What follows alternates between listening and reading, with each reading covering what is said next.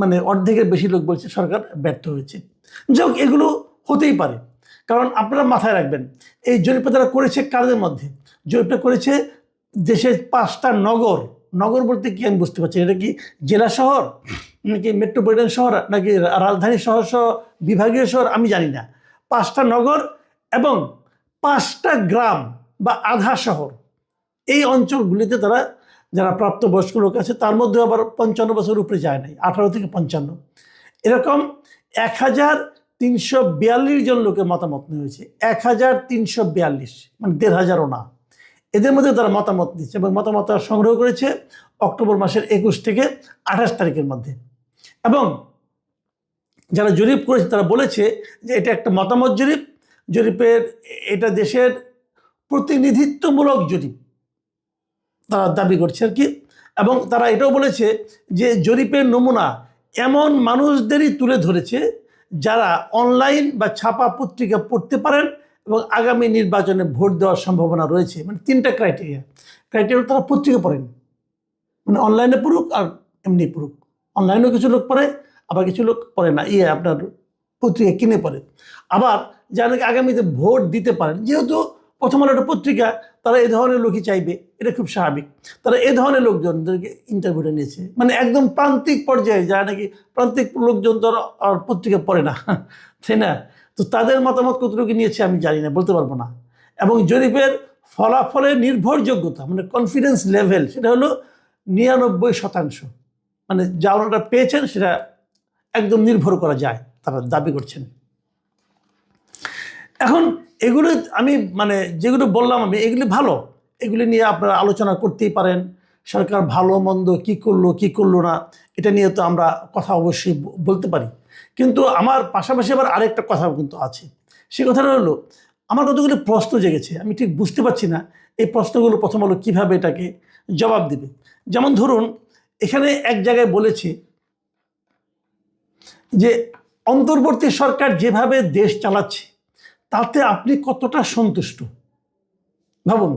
এখানে কিছুটা সন্তুষ্ট হয়েছে 49.3%, অত্যন্ত সন্তুষ্ট হয়েছে 5.2%, মানে 5 আর 49 যোগ করলে হচ্ছে আপনার এখানে 54.5%, মানে অর্ধেকেরও অনেক বেশি লোক বলতেছে তারা হয় অত্যন্ত সন্তুষ্ট অথবা কিছুটা সন্তুষ্ট। আর অসন্তুষ্ট কতটুকু? অসন্তুষ্ট হলো কিছুটা অসন্তুষ্ট হলো 18.9%, আর অত্যন্ত অসন্তুষ্ট হলো 3.6%। এই দুটো যোগ করলে হয় প্রায় 21-22% মতো। আর অসন্তুষ্ট না সন্তুষ্ট না তার কোনো কিছু বলার নাই, এরকম লোকের সংখ্যা হলো 23.1%। তো এখানে আমার একটা খুব গুরুত্বপূর্ণ প্রশ্ন, এই প্রশ্নটা করেই আমি আলোচনা শেষ করবো। আরও আরেকটা পয়েন্ট আলোচনা করতে পারি, তবে দেখি যে সময় হয় বলবো। আমার প্রশ্ন হলো ভাই, এই দেশের সাধারণ মানুষের মধ্যে আমরা সবাই জানি আওয়ামী লীগের কিন্তু নির্দিষ্ট কিছু ভোট আছে। সেই ভোটটা কত সবাই জানে, আওয়ামী লীগের ভোট একটা সংখ্যা আছে, সেটা 30-এর উপরে। আওয়ামী লীগ যখনই ভোট হয়েছে 30% কম কখনো ভোট তারা পায় নাই। তাহলে 30% লোক আওয়ামী লীগকে পছন্দ করে অথবা নৌকা মার্কাকে ভোট দেয়। ধরলাম গত কয়েক বছরের সমস্যার কারণে আওয়ামী লীগের ভোট অনেক কমে গেছে। কত কমেছে বলেন? কমতে কমতে 20-এ আসছে। কিন্তু একটা কথা বলেন তো, যারা আওয়ামী লীগের লোক তারা কি এই সরকারের উপর সন্তুষ্ট হবে? তারা তো দৌড়ের উপরে আছে ভাই, তাদের বিরুদ্ধে মামলা মোকদ্দমা এমুক তমুক। এই সরকারের উপর সন্তুষ্ট এমন আওয়ামী লীগের একটা লোককে দেখাতে পারবেন না আপনারা কেউ। জরিপ করার দরকার নাই। আপনার বাড়ির পাশে আশেপাশে আত্মীয় স্বজনের মধ্যে কেউ না কত আওয়ামী লীগ করে, ওদেরকে জিজ্ঞাসা করেন তো যে এই সরকার কি ভালো কিছু করছে? আওয়ামী লীগের প্রত্যেকটা লোক এই সরকারের প্রতি অত্যন্ত অসন্তুষ্ট, এতে কোনো সন্দেহ নাই। মানে কিছুটা অসন্তুষ্ট, অনেকটা সন্তুষ্ট, কিছুটা অসন্তুষ্ট, কিছুটা সন্তুষ্ট, এটা তো হতে পারে না ভাই। আওয়ামী লীগের লোকজন এই সরকারের উপরে প্রচণ্ডভাবে অসন্তুষ্ট। এটা কিন্তু বলার জন্য কোনো মানে বিশেষ গবেষণার দরকার পড়ে না। তাদের সংখ্যা আপনি বলছেন 3.6%। এটা কেমনে হয় ভাই? আবার একটু বুঝান, আমি বুঝি না ভাই, আমি বুঝি না। আমি এই ঘটনা এই দেখার পরে আমি 2 জন লোককে ফোন টোন করছি, আওয়ামী লীগের লোক যারা আওয়ামী লীগের লিডার ওদেরকে বলছি আপনারা কি কিছুটা সন্তুষ্ট? ওই কিসের উপর? যে চরম অসন্তুষ্ট তারা। কারণ এখন বলেন, হতে পারে এই সরকার ভালোই করছে, আমি অস্বীকার করি না, হতে পারে আওয়ামী লীগ খুব খারাপ, তাও আমি মানলাম, কিন্তু ওই যে আওয়ামী লীগ খারাপ হয়, সেই খারাপটা এই সরকার করতে দিচ্ছে না। কিন্তু ওই লোকটার মনের ভাবটা কি, ওই লোকটা খারাপ কাজ করতে না পারার কারণে, যার কারণে করতে পারছে না, তার উপরে অসন্তুষ্ট হবে না? হবে তো। তাহলে চরম অসন্তুষ্ট 3.6% কি করে হয়? তাহলে এটা দুটো কারণ হতে পারে।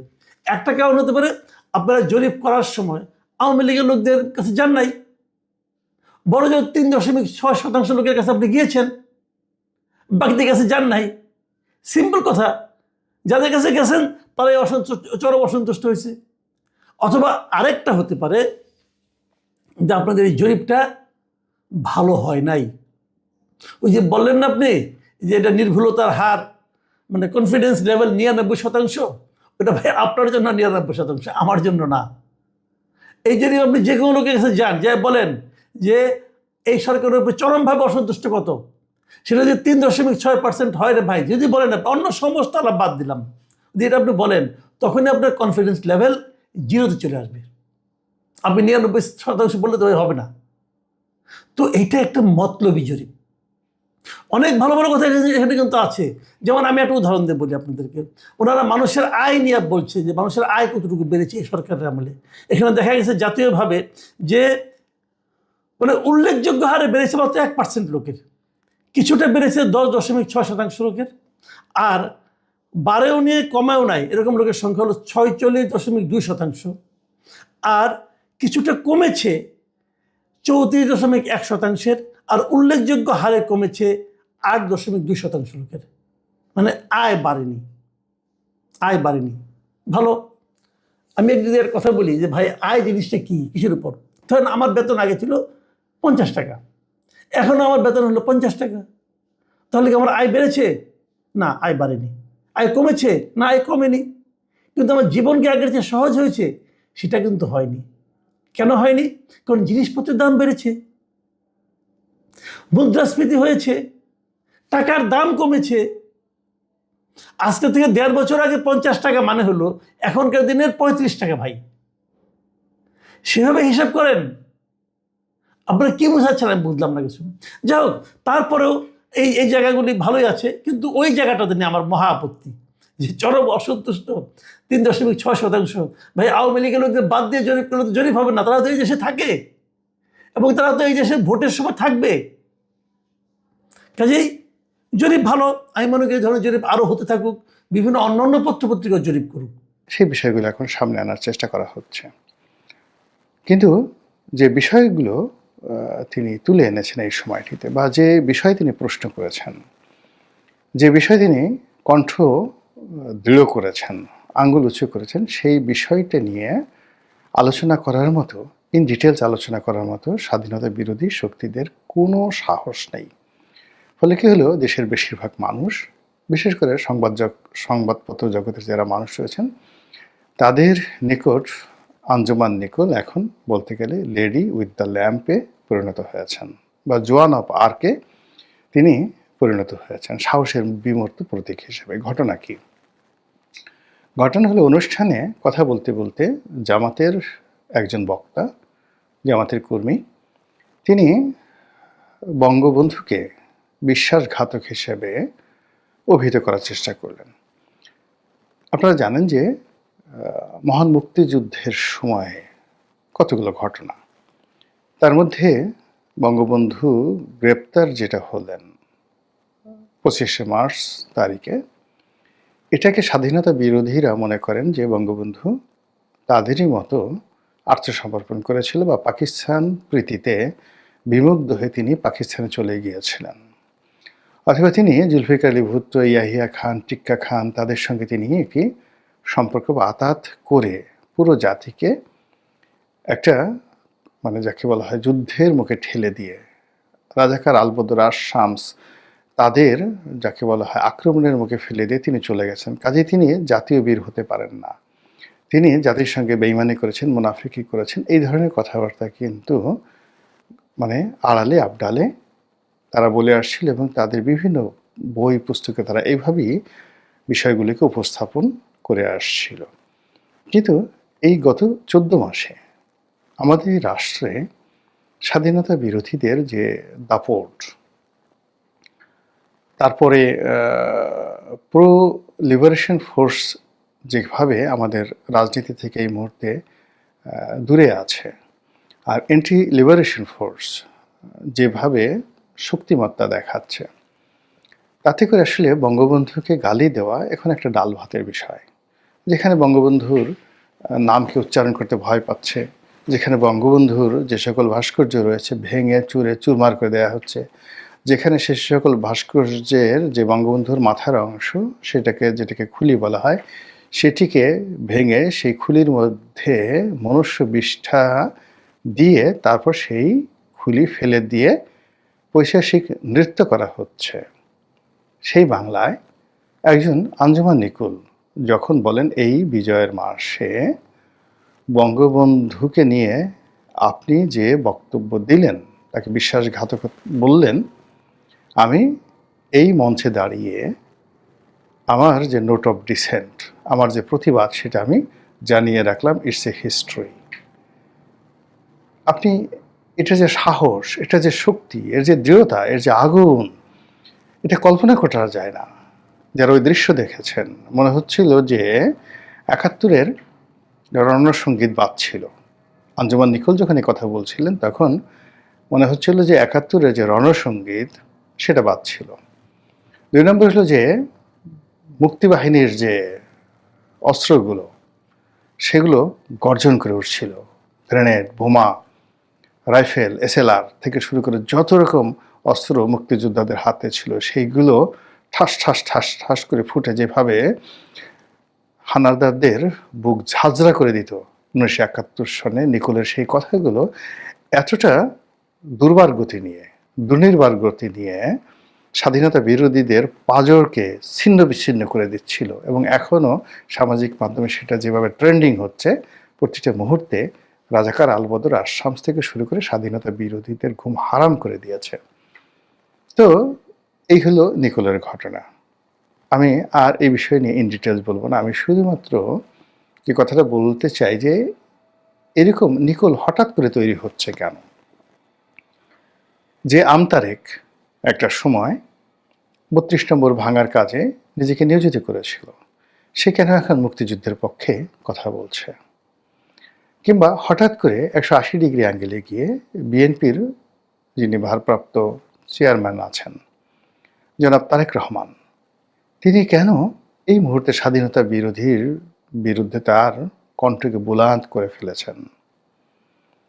এর কারণ হলো বঙ্গবন্ধু, স্বাধীনতা আন্দোলন, মহান মুক্তিযুদ্ধ।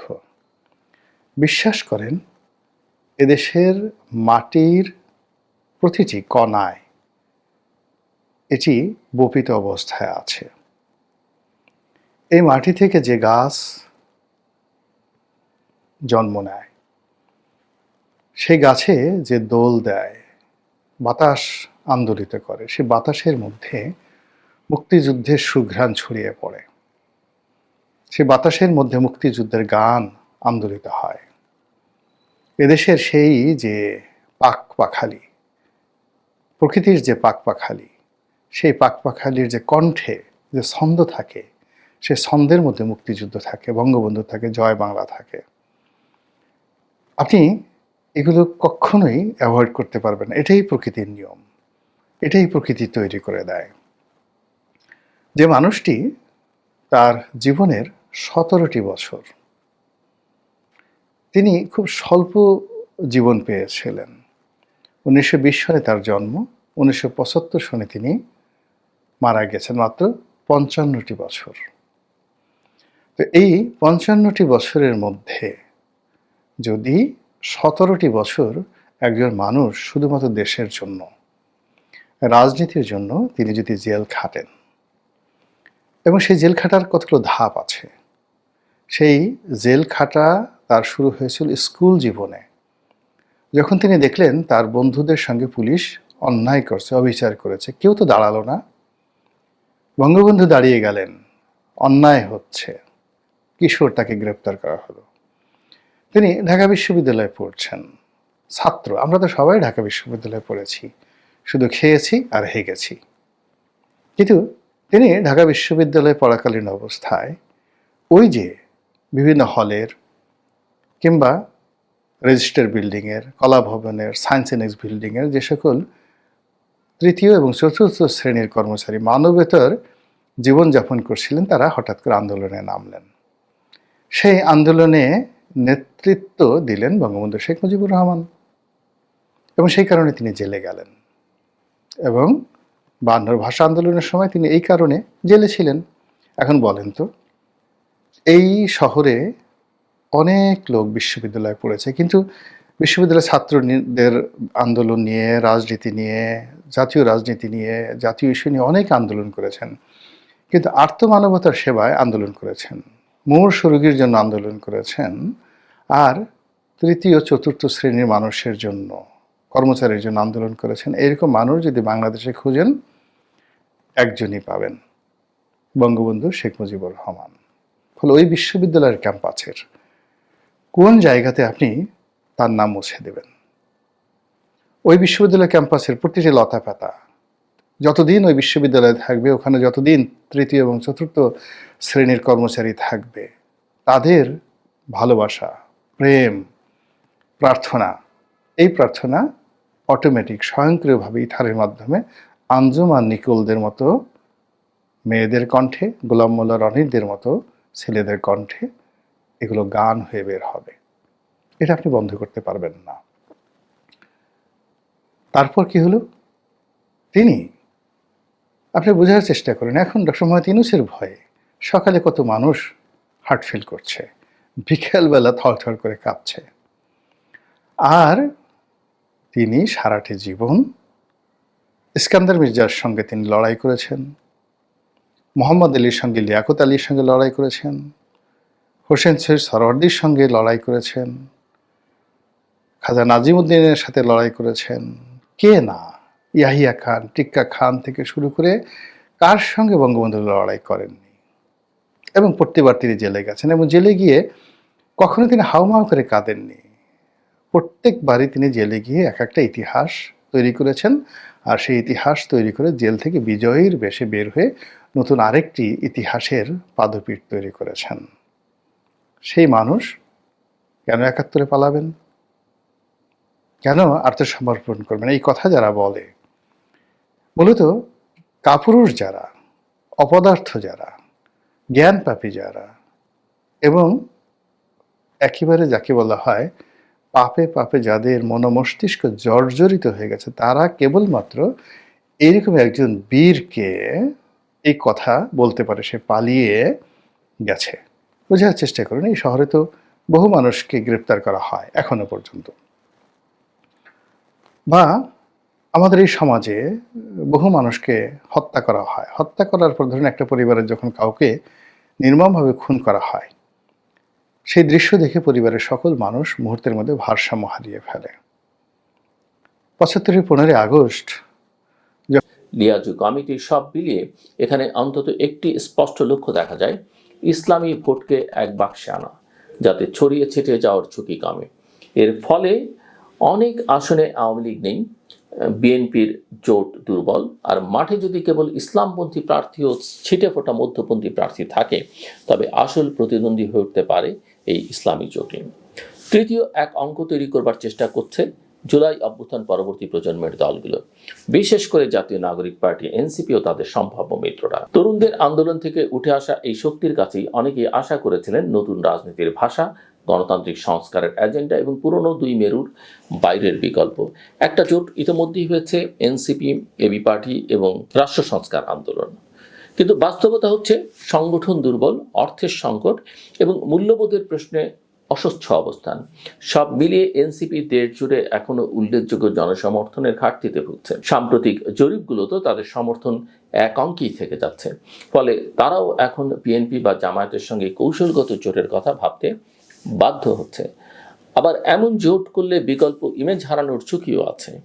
এই দোলাচলি এনসিপির ভেতরে উপদেষ্টা নেতাদের মধ্যে মতবিরোধ এবং বিএনপি বনাম জামায়াত কোন দিকে ঝুঁকবে তার অস্থিরতায় পরিণত হয়েছে।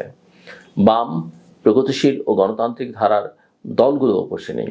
কমিউনিস্ট পার্টি, বাসদ, বিপ্লবী কমিউনিস্ট লীগ সহ 9টি দল মিলে গণতান্ত্রিক যুক্তফ্রন্ট করেছে, যার লক্ষ্য আওয়ামী লীগ, বিএনপি, জামায়াতের বাইরে একটি দীর্ঘমেয়াদী রাজনৈতিক শক্তি দাঁড় করানো। তাদের রাজনৈতিক সনদ, জনতার সনদ তৈরির তৎপরতা, বিভিন্ন শ্রেণী পেশার মানুষের সঙ্গে ধারাবাহিক সংলাপ, এর সবই ইতিবাচক। কিন্তু ভোটের সমীকরণে মাঠ পর্যায়ে তাদের প্রভাব কতটা, এই প্রশ্ন থেকে যায়। বহুদিনের সংগঠন সংকট, অর্থাভাব ও উপযোগী ভোট ব্যবস্থা না থাকায় এই জোট অধিকাংশ ক্ষেত্রে নীতিগত চাপ তৈরি করতে পারলেও নির্বাচনী অঙ্কে এখনো মূল খেলোয়াড় হয়ে উঠতে পারেনি। এই পুরো অস্থিরতার কেন্দ্রে থেকে গেছে বিএনপির জাতীয় সরকার ও সমন্বিত পরিবর্তনের প্রতিশ্রুতি। দলটি প্রকাশ্যে বলছে আন্দোলনের শরিকদের অবদান তারা মূল্যায়ন করবে, নির্বাচন পরবর্তী সরকারের সবাইকে অংশীদার বানাবে, উচ্চকক্ষ গঠনের মতো কাঠামোগত সংস্কারের কাজও মিত্রদের সঙ্গে রেখে এগোবে। কিন্তু মাঠের ছবি অন্য কথা বলছে। শরিকদের আপত্তি সত্ত্বেও একের পর এক আসনে নিজস্ব প্রার্থী ঘোষণা, অভ্যন্তরীণ কোন্দলের আশঙ্কায় কিছু আসন ছড়িয়ে রাখা, আর বাকিগুলো নিয়ে সময় হলে ঠিক হবে, এই ধরনের বার্তা কেবল অনিশ্চয়তাই বাড়াচ্ছে। নতুন আরপিও সংশোধনী নিয়ে বিএনপির আপত্তি থাকলেও এখন আর তা বদলাবার রাজনৈতিক সুযোগ নেই। ফলে বাস্তবতাকে মেনে নিয়ে স্বচ্ছ আসন বন্টন নীতি না দিলে শরিকদের ক্ষোভ আরও গভীর হতে বাধ্য। এখানে আরও একটা ধাঁধা তৈরি হয়েছে প্রতীকের রাজনীতি নিয়ে। এত বছর ধরে বিএনপি কেন্দ্রিক সব জোটই ছোট দলগুলো ধানের শীষে নির্বাচন করেছে। মাঠের কর্মীদের চোখে, ভোটারের মনে তারা অনেকটাই বিএনপির বর্ধিত অংশ হয়ে গেছে। এখন হঠাৎ করে নিজ প্রতীকে নির্বাচনে নামতে হলে বিএনপি আসলে দুই বিপদ ডেকে আনছে। একদিকে শরিকরা দুর্বল প্রতীক নিয়ে হেরে গেলে সেই আসন হারাবে পুরো বিরোধী শিবির, অন্যদিকে নিজেদের প্রতীক প্রতিষ্ঠা করবার সুযোগ পেয়ে ছোট দলগুলো দীর্ঘমেয়াদে স্বাধীন অবস্থান নিতেও পারে, যা ভবিষ্যৎ সমীকরণকে আরও জটিল করতে পারে। কাজেই আসন ভাগাভাগির সিদ্ধান্ত এখন শুধু সংখ্যা নয়, আগামী দশকের বিরোধী রাজনীতির কাঠামো নির্ধারণ করে দেবে। জামায়াত কেন্দ্রিক ইসলামপন্থীর জোট, এনসিপি কেন্দ্রিক তরুণ জোট, বামদের যুক্তফ্রন্ট, নানা ধরনের জাতীয়তাবাদী ছোট জোট, সব মিলিয়ে সাধারণ ভোটারের চোখে এক ধরনের কুয়াশা তৈরি হয়েছে। আওয়ামী লীগহীন এই নির্বাচনে মানুষ আসলে কাকে পরিবর্তনের বাহন হিসেবে দেখবে? বিএনপি যদি নিজেই শরিকদের সঙ্গে স্বচ্ছ সমঝোতা করতে না পারে, তবে কিভাবে পুরো দেশকে একটি বিশ্বাসযোগ্য পরিবর্তনের রূপরেখা দিতে পারবে, এই প্রশ্ন উঠছে স্বাভাবিকভাবেই। অন্যদিকে জামায়াত ইসলামী জোট যদি অনেক আসনে দ্বিতীয় বা প্রথম শক্তি হয়ে উঠে আসে, তবে ধর্মভিত্তিক রাজনীতির নতুন উত্থান কেবল সংসদের আসন সংখ্যা নয়, রাষ্ট্রের চরিত্র নিয়েও নতুন দোলাচল তৈরি করতে পারে। এখানে দায়িত্ব শুধু বিএনপি, জামায়াত বা এনসিপির নয়। যে কোনো তৃতীয় শক্তি হতে চাইলে বামদেরও শুধু বিবৃতিতে আটকে থাকলে চলবে না। তাদের স্পষ্টভাবে বলতে হবে এই আসন রাজনীতির বাইরে তারা কী ধরনের নির্বাচনী সংস্কার, ক্ষমতা ভাগাভাগির নতুন মডেল, স্থানীয় সরকার শক্তিশালী করার মতো প্রস্তাব সামনে রাখছে। তা না হলে বিকল্প কথাটা কেবল স্লোগান হয়েই থেকে যাবে। বাস্তব রাজনীতিতে আবারও 2-3 মেরুর ঘূর্ণাবর্তেই দেশ আটকে থাকবে। আজকের বাস্তবতা হলো আওয়ামী লীগ সরে যাওয়ার পরও বাংলাদেশের রাজনৈতিক সংস্কৃতিতে বড় কোনো নৈতিক বা গ্রেপ্তার করা হলো, করতে আসা হলো, তখন কিন্তু বঙ্গবন্ধু চাইলেই মানে তিনি সরে যেতে পারতেন। বা কিন্তু ওই সময়ের কথা ডক্টর কামাল হোসেন কিছু আগে ক্লিয়ার করেছেন, তৎকালীন সমস্ত নেতারা এই বিষয়টা আসলাম আব্দুর রবের মুখে আমরা শুনেছি, এরকম স্বাধীনতা যুদ্ধের সময় সংশ্লিষ্ট সমস্ত নেতারা বলেছেন যে বঙ্গবন্ধু ওই ঐতিহাসিক বাস্তবতায় তিনি জীবনের ঝুঁকি নিয়ে, যিনি জানতেন তাকে মেরে ফেলা হবে, হত্যা করা হবে, কিন্তু তিনি চাননি যে এই যে তার যে তাকে না পাওয়ার যে রাক্ষোভটা, এটা গিয়ে আরো বেশি অধিক হত্যাকাণ্ড ঘটুক, আরো বেশি, বিশেষ করে বাংলাদেশের মানুষের মধ্যে জনমত ভিত্তি গড়ে তোলার যে চেষ্টাটা, যেন যে বিশেষ করে আপনার রাজাকার আল-বদর শান্তি কমিটি, জামাত ইসলামী সমাজ যে ন্যারেটিভটা সাধারণ মানুষকে বোঝাচ্ছিলেন যেটা হিন্দুয়ানি ষড়যন্ত্র, ভারতের ষড়যন্ত্র, ইসলামের বিরুদ্ধে আঘাত, এই যে মানে এই চেষ্টাটা যাতে রুখে দেওয়ার জন্যই, জনমত সৃষ্টির জন্য কিন্তু বঙ্গবন্ধু জীবনে ঝুঁকি নিয়েছিলেন। তার আগে কিন্তু তিনি স্বাধীনতা ঘোষণা দিয়েছেন, ঘোষণা দিয়ে তিনি বলে গেছেন আজ থেকে বাংলাদেশ স্বাধীন, এবং ওই সময় তাজউদ্দিন আহমেদ সহ সমস্ত নেতৃবৃন্দ এটাকে স্বীকার করেছেন। তৎপরের দিন সমস্ত আন্তর্জাতিক গণমাধ্যমে একেবারে সুস্পষ্ট যে দলিলগুলো এখন সব জায়গায় অ্যাভেলেবেল আছে, আপনি গুগল সার্চ করেন বা আপনি চ্যাট জিপিটিতে যান, আপনি যেখানে একদম সুস্পষ্ট নথিগুলো রয়েছে, দলিলগুলো রয়েছে, সেখানে একমাত্র বঙ্গবন্ধুকে তিনি ডিক্লেয়ার করেছেন। মানে 50টার উপরে পাবেন আপনি এরকম ডকুমেন্টস যেখানে সরাসরি বঙ্গবন্ধুর কথা বলা হয়েছে। তো বঙ্গবন্ধু স্বাধীনতা বক্তব্য দেওয়ার ঘোষণা দেওয়ার পরে কিন্তু আবার চট্টগ্রামে আওয়ামী লীগ নেতা এম এ হান্নান তিনিও ঘোষণা দিয়েছেন। তো বেসিক্যালি যে প্রয়োজনটা এসেছিল জিয়াউর রহমানের, সেটা হচ্ছে যে আমাদের সঙ্গে সবাই আছেন, এর পাশাপাশি যে সামরিক নেতৃত্ব তারাও যে এর সঙ্গে সংহতি জ্ঞাপন করেছেন, এটা জানতে পারলে এই প্রতিরোধ যোদ্ধারা, সাধারণ মানুষরা একটা মানসিক জোর পাবে, বল পাবে। প্রথম প্রতিরোধ গড়েছিলেন আপনার ইপিআর থেকে। তো মানে সামরিক যে বাহিনী বাঙালি সদস্যরা আছে তারা যে আছেন, এই ঘোষণাটার জন্য এটা একটা অবশ্য তাৎপর্যপূর্ণ ছিল, কিন্তু তিনি মানে হি ওয়াজ জাস্ট অ্যানাউন্সার, তিনি অ্যানাউন্স করেছেন, তিনি স্পষ্ট বলেছেন on behalf of our great leader, supreme leader Bangabandhu Sheikh Mujibur Rahman. তো তিনি হচ্ছে পাঠক। তো ঘোষক এবং পাঠকের যে বেসিক পার্থক্য, এটা আসলে একজন ক্লাস 5 এর বাচ্চাও এটা বুঝতে পারে। তো সেটা আপনার জিয়াউর রহমানের জায়গায় XYZ যে কোনো একজন সামরিক অফিসার দিতে পারতেন। তার উপর দায়িত্ব পড়েছে, তিনি সেই অর্পিত দায়িত্ব পালন করেছেন বঙ্গবন্ধুর পক্ষ থেকে, তিনি বলেছে। সুতরাং এটা নিয়ে আসলে মানে বিতর্কটা আসলে নেই, কিন্তু বিতর্কটা সৃষ্টি করা হয় এবং সেটা এখন ঐতিহাসিক সত্যকে তো আসলে কখনো লুকানো যাবে না। সুতরাং আমি মনে করি যে এটাকে শুধুমাত্র রাজনীতি, আরেকটা মানে ইস্যু আছে, এটা আপনি খেয়াল করবেন যে জিয়াউর রহমান যখন অবৈধভাবে ক্ষমতা দখল করেন, তখন তিনি একজন সামরিক নেতৃত্ব হিসেবে নির্বাচিত হয়ে আসেননি 75-77-এ। তো তার সেই ক্ষমতা দখলটা, এটা কিন্তু এই পুরো কার্যক্রম অবৈধ, আপনি সাংবিধানিক ভাবে অবৈধ। তো সেই অবৈধ কালকে তিনি একটা বৈধতা উৎপাদন করার চেষ্টা, বেসিক্যালি এটা যখন মানে বিএনপি বলে বা তাদেরকে খুশি করার জন্য অন্যরা বলে, এটা কিন্তু ওই যে অবৈধ শাসনকাল, তিনি যে অবৈধ ক্ষমতা দখল করেছিলেন, ওটাকে একটা মানে ভ্যালিডেশন দেওয়ার চেষ্টা আমি বলবো এক্ষেত্রে, যে তাকে স্বাধীনতা ঘোষক বলে তাকে তাৎপর্যপূর্ণ হিসেবে উপস্থাপন করে ওটাকে, ওই অবৈধ কর্মকাণ্ডকে একটা বৈধতা দেওয়ার চেষ্টা করা হয় আর কি। একদম। আর সবচেয়ে বড় কথা যে সব জায়গায় এখন সারা পৃথিবীতে কিন্তু লিখিত ডকুমেন্টস থেকে শুরু করে ভিডিও, অডিও সবই আছে, কিন্তু তারপরও জোর করে একটা সত্যকে ঢেকে দেওয়ার চেষ্টা চলছে।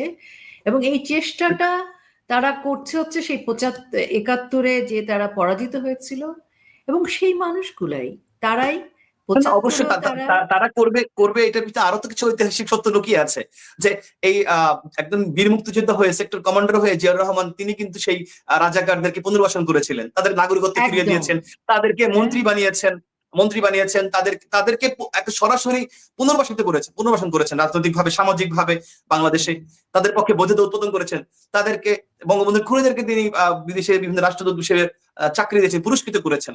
তো এটা তো ইতিহাসের ক্রমধারা, তো সেখানে তার পক্ষে তারা কথা বলবেন, সেই বয়ানকে এস্টাবলিশ করার চেষ্টা করবেন, এটাই তো খুব স্বাভাবিক। কিন্তু তিনি একজন মুক্তিযোদ্ধা হয়ে জাতির সঙ্গে তিনি বেইমানি করেছেন, এই স্পিরিটকে তিনি ধারণ করেননি, এটা তিনি করেছেন। তো সেই জায়গাটা তাদের পক্ষে তারা কথা বলবে, এটা হওয়াটাই খুব স্বাভাবিক একদম। এবং সেই ধারাবাহিকতায় কিন্তু পরবর্তীতে কিন্তু বিএনপির রাজনৈতিক ধারায় আমরা দেখেছি যে সবসময় কিন্তু জামাত ইসলামের সাথে তাদের একটা যোগ সাজস ছিল, জোট ছিল, এবং তার মধ্য দিয়ে তারা আসলে বাংলাদেশের বিরুদ্ধেই কিন্তু কাজ করেছে। আমরা যদি 75 পরবর্তী সময় থেকে দেখি যে জঙ্গিদেরকে কারা প্রতিষ্ঠিত করেছে সেই সময়, এবং বাংলাদেশে একদম মানে এখনো কিন্তু তাই, মানে এই যে জঙ্গি মানে সাম্প্রদায়িক উগ্র গোষ্ঠীর কিন্তু তাদের হাত ধরেই কিন্তু বাংলাদেশে প্রতিষ্ঠিত হয়েছিল সেই সময়।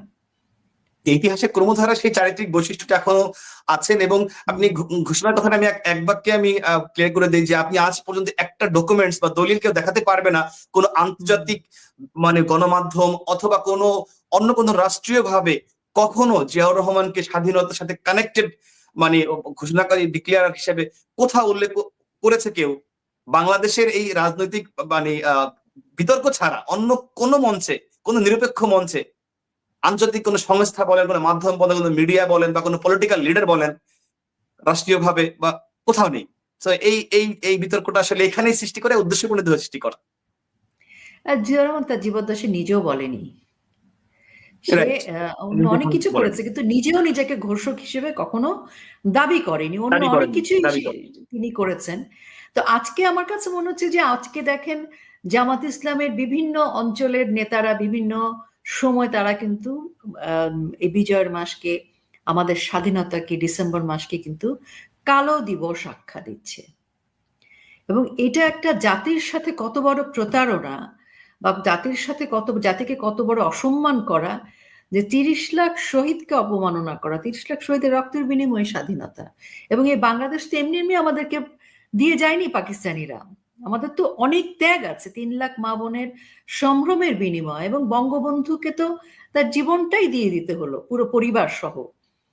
তো আজকে তারা কালো দিবস ব্যাখ্যা করছে, কালো দিবস আখ্যা দিচ্ছে, রাষ্ট্র কিছু বলছে না। জি আপা, এই বিষয়ে আমি একটু আমার আমার ভিউটা শেয়ার করি। এটা আপনি দেখেন যে তাদের কাছে অবশ্যই এটা কালো দিবস, কারণ তারা এখানে পরাজিত হয়েছে, তারা তারা মানে শোচনীয় পরাজয় বরণ করেছে। তো সেখানে তারা যে ধারণাকে নিয়ে এস্টাবলিশ করতে চেয়েছে, এখনো চাচ্ছে, হ্যাঁ, মুক্তিযুদ্ধের চেতনা বা মুক্তিযুদ্ধের সাথে তারা ধর্মকে রিলেট করছে, তারা ইসলামকে টেনে আনছে, ইসলামের বিজয়ের কথা বলছে। কিন্তু ওই যে সময় যে পাকিস্তান গঠন করা হয়েছিল 47 যে দ্বিজাতি তত্ত্ব, রাষ্ট্রভিত্তিক ধর্মীয়, তারা সেই জায়গাটা থেকে বঙ্গবন্ধু যে একটি ধর্মনিরপেক্ষ এবং বাঙালি জাতীয় সত্তাকে গুরুত্ব দিয়ে সামনে নিয়ে এসে, ভাষা সংস্কৃতিকে সামনে নিয়ে এসে তিনি ফোকাস করেছেন। আমরা যে সঠিক ছিলাম, বঙ্গবন্ধু সঠিক ছিল, সেটার প্রমাণ কিন্তু হয়েছে। আজকে দেখবেন যে মানে এরকম শত শত ভিডিও আছে অনলাইনে যে পাকিস্তানিরা তারা হাহাকার করছে, আফসোস করছে এই বাংলাদেশের উন্নয়ন দেখে, সমস্ত অর্থনৈতিক ভাবে তাদের জিডিপি বলেন, সমস্ত ক্রাইটেরিয়ায় তারা বাংলাদেশ অনেক এগিয়ে গেছে, মুদ্রা মান বলেন, সবকিছুতে বাংলাদেশ পাকিস্তানকে ছাড়িয়ে গেছে। তো তারা তাদের যে মানে রাষ্ট্রভিত্তি, তাদের যে পরিচালনার মূলনীতি, সে জায়গাটা যে ভুল ছিল সেটা কিন্তু অলরেডি প্রমাণিত। এবং আপনি দেখেন ওই সময় কোন প্রেক্ষাপটে আসলে মানে হলো, আপনার 70-এর নির্বাচনে একদম নিরঙ্কুশ সংখ্যাগরিষ্ঠতা বঙ্গবন্ধু পেলেন, তার দল পেল 167টা সিট পেলেন। তো তিনি বৈধভাবে দুই পাকিস্তানের উভয় সম্পূর্ণ পাকিস্তানের প্রধানমন্ত্রী হওয়ার কথা, তাকে সেই ক্ষমতা তাকে হস্তান্তর করা হলো না, গণতন্ত্রকে এখানে সরাসরি ডিনাই করা হলো। এবং আপনি দেখেন যে পুরো পাকিস্তানের 56% জনগণ ছিল আমাদের 56% মুখের ভাষা, তারা উর্দুকে চাপিয়ে দিল। তারপরে আপনার এখানে আমাদের পুরো যে পাকিস্তানের রপ্তানি আয় ছিল, সে আয়ের 70% আয় হতো পুরো পাকিস্তান থেকে। তারা পশ্চিম পাকিস্তানিরা কি করতো, তারা এই বাংলাদেশকে তারা একটি সোনার ডিম পাড়া হাঁস হিসাবে গ্রহণ করেছিলেন। এখান থেকে আয় করতেন, কিন্তু ব্যয় করতেন অনলি 30%, বা মানে লেস দেন 30%। 70% আয় নিয়ে বাংলাদেশের জন্য ব্যয় করতেন অনলি 20 থেকে 25%। বাকিটা কিন্তু তারা তাদের ওখানে করতেন। ইনফ্যাক্ট আপনি দেখেন যে এই যে 70-এর যে একটা প্রলয়ঙ্কারী ঘূর্ণিঝড় হলো, সেখানে প্রায় 5 লক্ষ মানুষ মারা গেল। সেখানে পর্যাপ্ত ত্রাণ পর্যন্ত পৌঁছায় নেই, কোনো ধরনের কোনো বরাদ্দ তারা সেখানে দেয়নি। তারা ওই অর্থ দিয়ে তাদের দেশের স্কুল কলেজ, তাদের দেশের প্রতিষ্ঠান, পশ্চিম পাকিস্তানকে তারা সমৃদ্ধ করার চেষ্টা করেছে। এই যে নিষ্পেষণটা হয়েছে, এই নিষ্পেষণের বিরুদ্ধে এই যে চরম, ইভেন আপনার সামরিক বাহিনীতে 90% অফিসার ছিল পশ্চিম পাকিস্তানের। তাহলে প্রত্যেকটা ক্ষেত্রে যে আমাদেরকে বঞ্চিত করা হচ্ছে একেবারে, সেই বিষয়গুলো কিন্তু এই যে আপনার পাকিস্তানের সেনাবাহিনী বলেন, পাকিস্তানের যে যাকে বল দোসর রাজাকার আল বদরের যে জামাত ইসলামী, তারা কিন্তু তাদের সেই অপরাধের সমস্ত অপকর্মের শোষণ নিষ্পেষণের কিন্তু ইন্টেগ্রাল পার্ট। তারা সেখানে মানে সরকারের 4টা মন্ত্রী ছিলেন, তারা কখনোই কিন্তু এই বিষয়টা সামনে আনে না যে কেন দেশ ভাগের প্রয়োজন পড়লো, কেন আলাদা হওয়ার প্রয়োজনটা পড়লো। আমরা তো প্রথম তো বঙ্গবন্ধু বলেনি যে দেশ ভেঙে ফেলো, তিনি স্বাদ শাসন চেয়েছিলেন, ন্যায্য হিচ্ছা চেয়েছিলেন, সেটা তাকে যখন দেওয়া হয়নি, বাংলার মানুষকে বঞ্চিত করা হয়েছে, তখনই কিন্তু স্বাধীনতার কথা মানে প্রয়োজনীয়তা আসছে। তোরা সেই ইতিহাসের অমুক সত্যকে স্বীকার না করে, সেই দায়টা না দিয়ে সবসময় তিনি এইভাবে বঙ্গবন্ধুকে ছোট করা, মুক্তিযুদ্ধকে ছোট করা, আওয়ামী লীগকে বিতর্কিত করা, এই চেষ্টাটা তারা কন্টিনিউয়াসলি করে যাচ্ছে, আজকে পর্যন্ত করছে। তাদের সেই যে অপরাধী যারা আছেন তাদেরকে গ্লোরিফাই করার চেষ্টা করা হচ্ছে। আপনি দেখেন আশ্চর্য আমি একটা কথা মানে না বলে থাকতে পারছি না, সেটি হচ্ছে যে আজকে যে জেনারেশনকে তারা বুঝিয়েছিল যে বৈষম্য, কিন্তু সেই সময় পূর্ব পাকিস্তানকে বৈষম্যের কোন পর্যায়ে নিয়ে গিয়েছিল, মানে পূর্ব পাকিস্তান। আমি শুধু আমার এই অনুষ্ঠানের মাধ্যমে নতুন প্রজন্মকে বলবো, আমাদের যারা নতুন প্রজন্ম যদি কেউ দেখে, তারা আপনারা একটু সার্চ করেন না, একটু দেখেন যে শুধু এইটুকু লেখেন আপনার অনলাইনে যে কি নিষ্পেষণ, শোষণ, বঞ্চনা পশ্চিম পাকিস্তানিরা বাংলাদেশ উপর করেছে। আপনি মানে point to point by point পেয়ে যাবেন প্রত্যেকটা ঘটনা। এটা তো ঐতিহাসিক সত্য, সবগুলো পেয়ে যাবেন যে কেন যদি এমন হতো যে না তারা আমাদের প্রতি অন্যায় করেনি আচরণ, তারপরও আমরা তখন থেকে আপনি ষড়যন্ত্র বলতে পারতেন। এটা ষড়যন্ত্র কেন? এটা তো নেসেসিটি ছিল এবং গণ দাবি ছিল সমস্ত মানুষের। একদম একদম। আসলে মুক্তিযুদ্ধের ন্যারেটিভ দিয়ে 5ই জুলাই যে জঙ্গি সন্ত্রাসী হামলা তারা বাংলাদেশের উপর করেছে, তখন কিন্তু ব্যবহার করেছে তারা বঙ্গবন্ধুর ভাষণ, তারা ব্যবহার করেছে মুক্তিযুদ্ধের স্লোগান, তারা ব্যবহার করেছে স্বাধীনতার কথাগুলো, তারা ব্যবহার করেছে সেই 70-71-এর সেই সময় জ্বালাময় ভাষণের অংশ, সেই সময় মানুষ কি বলতো, সেই সব কিছুকে ব্যবহার করে করে তারা কিন্তু মানুষের মধ্যে একটা আবেগ তৈরি করেছে এবং আবেগ হ্যাঁ, তৈরি করে স্লোগানটা কিন্তু ছিল বঙ্গবন্ধুর বাংলায় বৈষম্যের ঠাঁই নাই, সেই স্লোগান দিয়েই তো তারা মাঠে নেমেছিল। আজকে বৈষম্যটা কোথায়? আজকে তো বৈষম্য কোথায়? আজকে তো বৈষম্যের পুরোটাই বৈষম্য। আজকের পরিস্থিতিটা কি? আজকে এই যে এত লক্ষ লক্ষ ছাত্রলীগ যারা পড়াশোনা করতে পারছে না, তারা কি বাংলার সন্তান না? 8 লক্ষাধিক শিক্ষার্থীকে শুধু তার মানে শিক্ষার যে মৌলিক অধিকার থেকে বঞ্চিত করা হচ্ছে। আজকে মাসের পর মাস, বছর 1.5 বছর পার হয়ে গেছে অনেকের, কোনো তথ্য ভিত্তি ছাড়া তাদেরকে জামিন দেওয়া হচ্ছে না, কারাগারে রাখা হচ্ছে। কোনো কারণ প্রয়োজন, কাউকে বরখাস্ত করতে কোনো কারণ প্রয়োজন হচ্ছে না, কাউকে আটক করতে কোনো কারণ প্রয়োজন হচ্ছে না। আওয়ামী লীগের দোষের এইটুক ট্যাগ থাকলেই তার জীবনকে দুর্বিষহ করে ফেলা যাচ্ছে এবং সেটাকে এবং আপনি দেখেন যে কয়েক হাজার এবং মেধাবী শিক্ষার্থী, মেধার কথা বলা হচ্ছে, তাদেরকে চাকরিচ্যুত করা হয়েছে কোনো কারণ ছাড়া, কোনো সুনির্দিষ্ট কারণ ছাড়া। যারা আপনার মেধা তালিকায় ফার্স্ট হয়েছে, সেকেন্ড হয়েছে, থার্ড হয়েছে, তাদেরকে বাদ দিয়ে দেওয়া হচ্ছে। ইভেন বিসিএস থেকে শুরু করে আপনার নর্মাল যে জবগুলো আছে প্রত্যেক ক্ষেত্রে জোর করে শিক্ষকদের পদত্যাগ করানো হচ্ছে কোনো কারণ ছাড়া। ক্লাস দেওয়া হচ্ছে, বিশ্ববিদ্যালয়ের শিক্ষকদের ক্লাস নিতে পারছে না। তো শ্বশুর কোটা, জামাই কোটা, বন্ধু কোটা, এখন এখন যে চাকরি, আমি বলবো যে একদম ঠিক 47 থেকে 71 পশ্চিম পাকিস্তান যে নিপীড়ন নিষ্পেষণ করেছে, তারই আরেকটা একদম হাইলাইট হচ্ছে এই বিগত 15 মাস এই অবৈধ সরকার করে যাচ্ছে, একেবারে inspired that Times West Pakistan. একদম ক্রমধারায় তারা সেই কাজগুলোই করছে। যথার্থ বলেছেন আপনি। একদম সেই সময় পশ্চিম পাকিস্তান যা যা করেছিল সেটাকেই তারা এখন অনুসরণ করছে। তারা বাঙালিরা যা করেছে, তারা এখন শুধুমাত্র আওয়ামী লীগ এবং আওয়ামী লীগের দোসর এই ট্যাগটা ইউজ করে তারা এই বাংলাদেশের মানুষের সঙ্গে সেম কাজটা করছে। কিন্তু তাদের ওইটা আসছে কিন্তু ওইখান থেকে আসছে। শুধু কিন্তু আওয়ামী লীগ না, দেখেন বাংলাদেশ আওয়ামী লীগ করছে। আচ্ছা, তর্কের খাতিরে আমরা না হয় মানে তর্কের খাতিরে 1 সেকেন্ডের জন্য বাংলাদেশ আওয়ামী লীগ বা বাংলাদেশ আওয়ামী লীগের লোকজনকে সাইডে রাখলাম, কিন্তু মুক্তিযুদ্ধের সমর্থক হলো তা সে অপরাধী হবে? যিনি মুক্তিযুদ্ধের পরিবার, তাদের চোখে তারা অপরাধী, সমর্থক, তাদের চোখে অপরাধী। এটা আপনাকে এই বাস্তবতাটা বুঝতে হবে।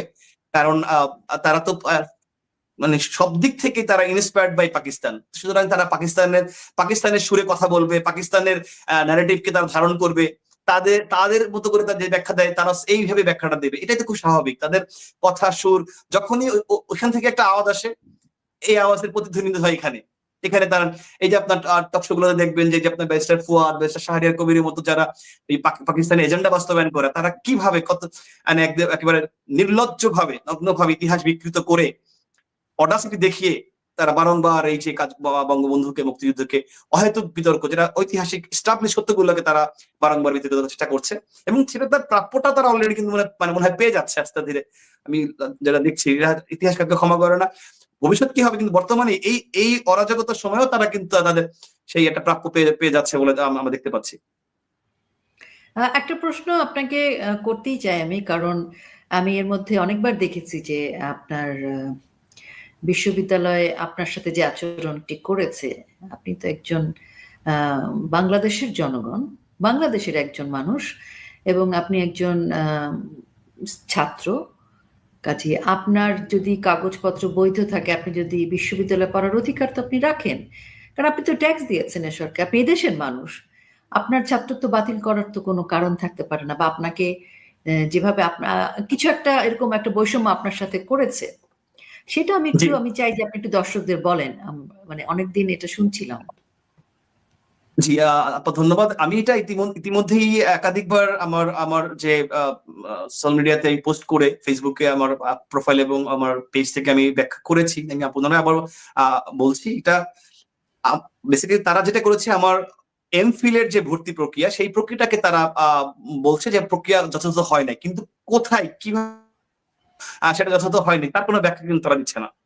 তো না। বস্তুত যেটা হয়েছে যে হ্যাঁ, তারা যেখানে সেটা আমি কিন্তু চ্যালেঞ্জও করেছিলাম যে আপনি সেটা প্রকাশ করুন যে কোথায় আমার মানে গ্যাপটা কোথায় হয়েছে। সুতরাং আমি এখানে আপনার একটু পেছন দিকে যাই। আমার ডাবল এ প্লাস নিয়ে দেশ সেরা কলেজ রাজু তখন সময় রেজাল্ট রাজুক কলেজ থেকে আমি আমার এসএসসি ইন্টার শেষ করেছি। ঢাকা বিশ্ববিদ্যালয়ে ভর্তি পরীক্ষায় সম্মিলিত মেধা তালিকায় ৫ম হয়ে আমি ভর্তি হয়েছি। আইন বিভাগে আমি যখন ভর্তি হই সেখানে একটি রাজনীতি করেও সেখানে আমি আমার অনার্স সেকেন্ড ক্লাস ছিল এবং মাস্টার্স ফার্স্ট ক্লাস নিয়ে আমি শেষ করেছি নিয়মিতভাবে। আমার মানে কোনো সেশন গ্যাপও ছিল আপনার না। খুব সুনাম আছে, হ্যাঁ, আমি এই জন্যই চাইছিলাম যে আপনি দর্শকদের হ্যাঁ, বলেন। আমি শেষ করেছি। তো এরপরে যেহেতু ডাকসু হচ্ছিল না অনেকদিন, তারপর দীর্ঘদিন পরে যখন ডাকসু হলো তখন আমাদের আমি এর আগেই আপনার এমফিল এর যে ভর্তিটা সেটা হচ্ছে সেটাই বলি, আমি যখন লয়ের শিক্ষার্থী ছিলাম সেই হিসেবেই আমার রেলিভেন্ট মনে হয়েছে ক্রিমিনোলজি, আমার এরিয়া অফ ইন্টারেস্টের জায়গা। সেখানে ক্রিমিনোলজি ডিপার্টমেন্টের যে প্রতিষ্ঠাতা এবং চেয়ারম্যান এবং বিভাগীয় প্রধান ছিলেন ডক্টর জিয়া স্যার, আল্লাহ তাকে জান্নাতবাসী করুক, তিনি ইন্তেকাল করেছেন কিছুদিন আগে। তো জিয়া স্যারের তত্ত্বাবধানে সরাসরি মানে আমার যে গবেষণার যে টপিক ছিলেন সেটা তিনি দেখেছেন, অ্যাপ্রুভ করেছেন এবং সরাসরি তার তত্ত্বাবধায়ক শিক্ষক হিসেবে তার আন্ডারে আমি ভর্তি হয়েছি। তো যদি কোনো ধরনের কোনো লুপহোলস বা ল্যাকিংস থাকে বিশ্ববিদ্যালয়ের প্রশাসনের পক্ষ থেকে সেটা তারা তখনই ক্লিয়ার করতে পারতো, তখনই আমাকে জানাতে পারতো যে না এখানে এই ল্যাকিংসটা আছে বা এটা হয়নি। আমি আমার ভর্তি ফি দিয়ে নিয়মিতভাবে আমি ভর্তি হয়েছি। তো সেখানে মানে গ্যাপটা কোথায় সেটা জানার অধিকারটা আমি আজকে পাচ্ছি না। তো দেখুন এখানে ঠিক আমি যে প্রক্রিয়ায় ভর্তি হয়েছি আমি আপনাকে আরেকটু ক্লিয়ার করে বলে দিই। এই যে আপনার নতুন যে ডাকসু হলো সেখানে সাদিক কায়ুম যে ভিপি হলো, আরো ওদের সঙ্গে যারা ছিলেন এদের একটা বড় অংশ, ইভেন আমাদের ছাত্র দলের যে আবিদ যে প্রার্থী ছিল, এরা সবাই সেম প্রক্রিয়ায় ভর্তি হয়েছে। হ্যাঁ, একই প্রক্রিয়ায় ভর্তি হয়েছে। এবং আরো ইন্টারেস্টিং বিষয় হচ্ছে যে আমার তো ভোটার তালিকায় নাম ছিল, এদের নামগুলা কিন্তু প্রাথমিক ভোটার তালিকায় ছিল না। অর্থাৎ তারা কিন্তু মানে এই যে ডাকসুটা হয়েছে এখানে আপনি কোন ভোটার তালিকায় ভিপি যে আবিদ তার নাম ছিল না, সাদিক তার নাম ছিল না, আবিদের নাম ছিল না। এই নামগুলো কিন্তু পরবর্তীতে তাদেরকে ভর্তি দেখিয়ে তারপরে সংযুক্ত করা হয়েছে। অর্থাৎ তাদের পুরো প্রক্রিয়াটাই অবৈধ। সেখানে আমার কিন্তু ভোটার তালিকার নাম ছিল এবং আমি বৈধভাবে ভর্তি হয়েছি। সুতরাং এটা আসলে ধোপে টিকবে না। এটা জাস্ট এই সময় যেখানে আসলে মানে রাষ্ট্রের লক্ষ লক্ষ নাগরিকের সঙ্গে বৈষম্য করা হচ্ছে কোন যৌক্তিক কারণ ছাড়া, সেখানে আমি এটাকে স্বাভাবিকভাবে নিয়েছি, এটাই প্রত্যাশিত। এই অবৈধ সরকারের অবৈধ ঢাবি প্রশাসন তারা এখন ক্ষমতা পেয়ে যেটা করছে এটা আসলে মানে সময়ের ব্যবর্তন এটা। এবং সবচেয়ে বড় কথা হচ্ছে যে এটা আসলে সাধারণ যারা শিক্ষার্থীরা আছেন তারাও এটাকে আসলে ঠিক গ্রহণ করেনি। মানে এটা আমি ম্যাসিভ ভাবে যে আপনার রিয়াকশনটা আমি দেখেছি, এটা কেউই আসলে এটাকে স্বাভাবিকভাবে গ্রহণ করতে পারেনি। তারা সুস্পষ্ট বুঝতে পারছে এটা রাজনৈতিক প্রতিহিংসা উদ্ভূত পরিস্থিতির কারণে এটা হচ্ছে। এবং আপনার যে গণ অধিকার পরিষদের যে সেক্রেটারি রাশেদ, সে যে আমার সঙ্গে বিএনপি প্রার্থী ছিল, জিএস প্রার্থী ছিলেন, তার আবেদনের প্রেক্ষিতে এটা করেছিল। সে বলছে তার তিনি নাকি বৈধ জিএস হয়েছেন। তো তিনি আমার স্রেফ অর্ধেক ভোট পেয়েছিলেন। হ্যাঁ, আমার একদম আমার 11,000 তার 5,500। তো সেখানে আর নূরের সাথে আমাদের যে বিভাগ প্রার্থী ছাত্রলীগের শোভন, তার পার্থক্য ছিল 1700 প্লাস সামথিং। তাহলে যদি 1700 কাভার করা না যায় 5,500 কিভাবে কাভার হয়েছে? মানে এই ধরনের অমূলক ভিত্তিহীন বা হাস্যকর যদি বলি, এই ধরনের অভিযোগগুলোকে আসলে কখনো ঢুকে টিকবে না এবং মানুষ এটা বুঝতে পারছে। ধন্যবাদ। এগুলো আসলে ধন্যবাদ। এগুলো আসলে আই ওপেনার। যে সমস্ত ছাত্রছাত্রীরা বিভ্রান্ত হয়েছিল তাদের জন্য এই বিষয়গুলো আসলে আমার কাছে মনে হয় যে এক ধরনের আই ওপেনার হিসেবে কাজ করছে, যে বৈষম্য আসলে কাকে বলে। এগুলো আসলে তারা আসলে বোধহয় বুঝতে পারবে আর কি। আমরা এর মধ্যে দেখছি যে আসলে হামলা মামলা নিয়ে 5ই আগস্ট 2024 পরবর্তী সময় এত হামলা মামলা, সেটা নিয়ে আর নতুন করে কথা বলতে চাই না। কিন্তু এই বিজয়ের মাসে যে কথাটা বলতে চাই সেটি হচ্ছে যে আমরা বিজয়ের মাসেও কিন্তু দেখেছি মুক্তিযোদ্ধা পরিবারকে একটি বাড়িতে ঢুকে মুক্তিযোদ্ধা এবং তার স্ত্রীকে হত্যা করেছে গলা কেটে হত্যা করা হয়েছে। এবং এই যে নিপীড়নটা, হ্যাঁ, গলা কেটে, এটা কিন্তু চলছে এবং সেটা নিয়ে রাষ্ট্রের কোনো এবং মাথা পাশাপাশি ব্যথা আপনার নেই। রাজবাড়ির আমাদের পাংশাতে আপনি মুক্তিযুদ্ধের যে যোদ্ধাদের কবর ভেঙে গুড়িয়ে দেওয়া হয়েছে, জ্বালিয়ে দেওয়া হয়েছে। হ্যাঁ, সেটাই বলছিলাম। তো এই যে জিনিসগুলো এখন এই ঘটনাগুলোকে আমাদের যে ছাত্ররা একটা মানে একটা শ্রেণীর ছাত্র জনতা যা স্পন্টিনিয়াসলি যদি বলি যে তারা আবেগতাড়িত হয়ে রাজপথে নেমেছিল, আজকে তাদের কাছে আমাদের আসলে এই বিষয়গুলো নিয়ে আমি মনে করি যে আপনি ডাকসুর সাবেক আম, আহ, সাধারণ সম্পাদক ছিলেন এবং বাংলাদেশ আওয়ামী লীগের একজন রাজনৈতিক নেতা ছাড়াও আমি মনে করি যে এর বাইরেও তো আমাদের পরিচয় যে আমরা বাংলাদেশের নাগরিক। কাজে এই ছাত্র জনতাকে কি বলতে চান যে আজকের বাংলাদেশে যেখানে কবরে গিয়ে মুক্তিযোদ্ধাকে নির্যাতন করা হচ্ছে, এটা তো এক ধরনের লজ্জাস্কর আমাদের জন্য। তো সেই ছাত্রদের, সেই জনতাকে আপনি কি বলতে চান? আপা, আমি শুরুতেই বলেছি যে এখন তো আসলে বর্তমান সময় যুগ, তো এখানে কোনো কিছু আসলে দীর্ঘদিন মানে সোজা কথা ভণ্ডামি করে বা ইতিহাস বিকৃতি করে অপতথ্য দিয়ে আহ বেশিক্ষণ ধূপে টেকা যায় না বা যাবে না। তো সেখানে আমাদের এদেরকে তো আমাদের যুদ্ধে আনতে হবে। হ্যাঁ, অবশ্যই আনতে হবে, সেই একটা চ্যালেঞ্জ আমাদের রয়েছে।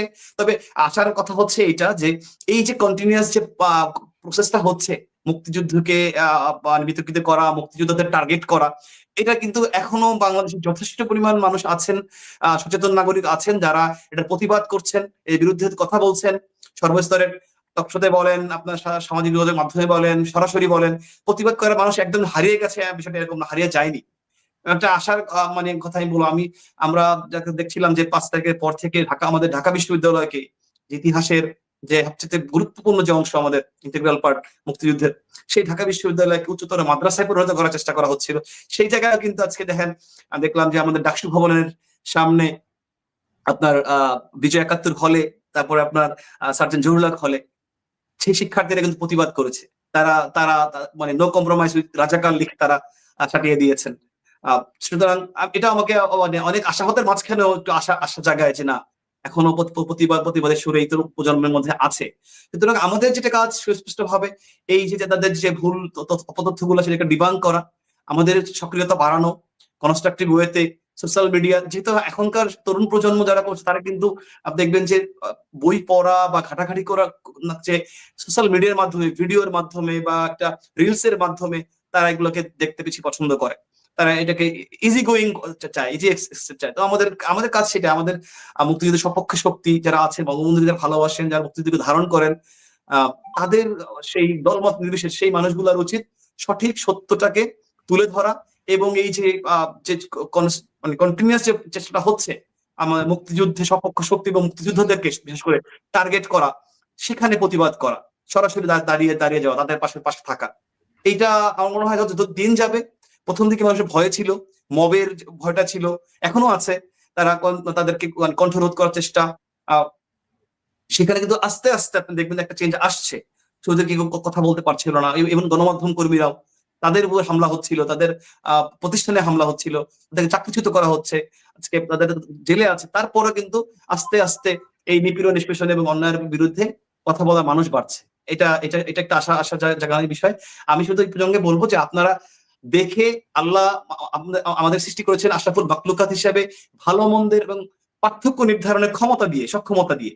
সুতরাং আমরা যেন আমাদের সেই বিবেক বোধ এবং সেই কোনটা সত্য, কার কি মোটিভ, সেই পার্থক্যটা মানে ধারণ করি এবং সেটা বুঝে যেন আমরা সিদ্ধান্তগুলো নেই, আমাদের বক্তব্য, আমাদের কর্ম আচরণটা আমরা নির্ধারণ করি।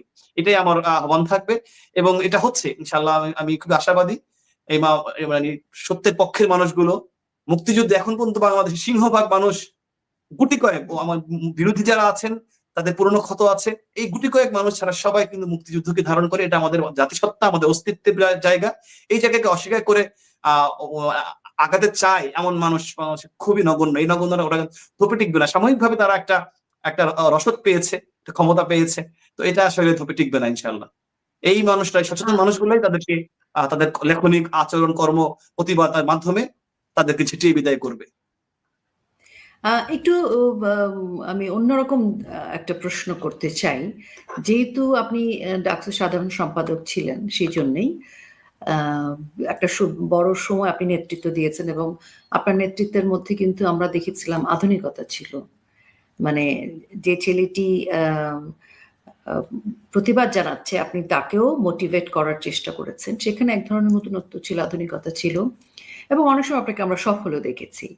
কিন্তু আপনার কি এমনি অনেকেই বলে যে মাদ্রাসার ছাত্ররা যখন বিশ্ববিদ্যালয়ে পড়ার সুযোগ পেয়ে গেল, তাদের পড়াশোনার মানটাকে যখন অনেক বেশি উচ্চতর স্বীকৃতি দেওয়া হলো, সেটা একটা কারণ যে বিশ্ববিদ্যালয়ের পরিবেশ পাল্টে গেল, কিংবা আজকে সব জায়গায় যে তারা তারা যেভাবে পুরো বাংলাদেশটাকে গ্রাস করছে, এবং তারা আওয়ামী লীগের রন্ধ্রে রন্ধ্রে, আমি বলবো যে শুধু আওয়ামী লীগ না, প্রশাসন সহ আমরা যারা মিডিয়ায় কাজ করেছে, আমাদের ডানে বামেও তারা জুড়ে ছিল। তখন দেখেছি ভীষণ আধুনিক, তখন তাদের পোশাক পরা দেখে আমরা লজ্জিত হতাম। এখন তারা এত বোরখা বা এত অবগুণ্ঠনে থাকে, সেটা দেখেও আমরা অবাক হই। আমি বোরখা বা অবগুণ্ঠনে থাকাকে নেগেটিভ মনে করছি না, কিন্তু এই যে সিজনাল, মানে আওয়ামী লীগ আমলে সে একরকম, আর এখন সে ভীষণ অবগুণ্ঠনে এবং কথায় কথায় বিসমিল্লাহ আলহামদুলিল্লাহ মাশাল্লাহ বলছে। তখন কিন্তু আবার এটা বলেনি। আমি বলছি যে একজন মানুষ মানে ধর্মীয় ভাবে মানে ধর্মের মধ্যে থাকবে, আমরা নামাজ রোজা করি, কিন্তু এই যে আওয়ামী লীগের সময় আওয়ামী লীগের ভেতরে ছিল একরকম, এখন একরকম, এবং বিশ্ববিদ্যালয়ের মধ্যে এই যে বলা হয় যে ছাত্রলীগ সহ বাংলাদেশ আওয়ামী লীগ সহ প্রশাসনে এই 15 বছরে তারা যেন সব জায়গায় সুযোগ পেয়েছে। তা এই এই জায়গাটা আপনার বক্তব্য কি? এইটা হ্যাঁ, এই বিষয়টাকে আমি একটু অন্যভাবে ব্যাখ্যা করতে চাই। এটা হচ্ছে, দেখেন যে 15 বছর রাষ্ট্র ক্ষমতা কে ছিলেন? তিনি কে? তিনি হচ্ছেন বঙ্গবন্ধু কন্যা, জাতির পিতার কন্যা। সুতরাং জাতির পিতার কন্যা হিসেবে শুধু মানে প্রধানমন্ত্রীর পদ তো ছোট পদ, কিন্তু জাতির পিতার কন্যা হিসেবে তার দায়বদ্ধতা কিন্তু বাংলাদেশের সকল ধর্ম, বর্ণ, শ্রেণী পেশার মানুষের প্রতি।